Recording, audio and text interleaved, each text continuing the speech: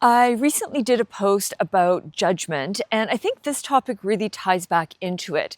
And it has to do with the feeling of being left out or not being included in something.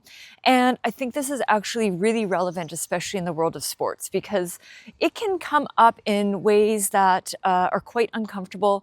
And naturally groups form, and sometimes we're not part of them, or sometimes we are actually left out and feel isolated and anxious and not feeling accepted for who we are. So here's a little bit of help for you.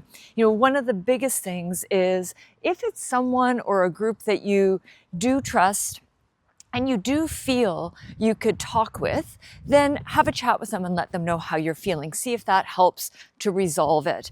But the other big thing is, rather than focusing on the people or the groups of people who aren't including you or who you don't feel you fit in with, focus on the people who do.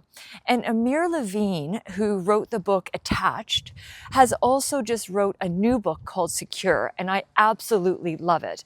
And he talks about CARRP, C-A-R-R-P.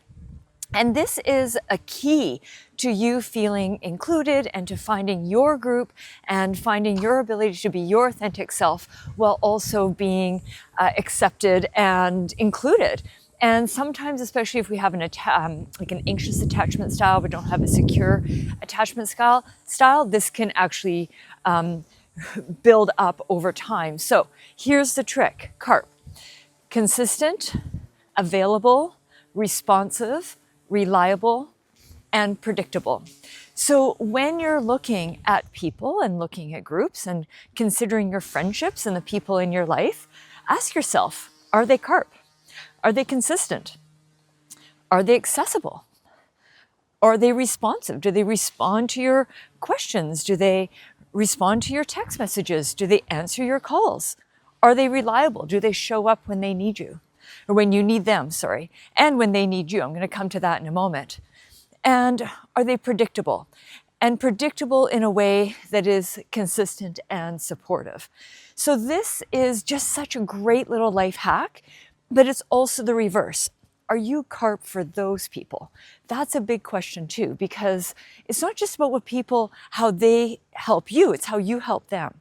And when you develop relationships that are CARRP in both ways, is when you'll feel more secure, you'll feel less isolated, you'll have your support system that is consistent, that is reliable, that are the people who you jive with best. So if those people just aren't jiving for you, or it's just not working, let it go.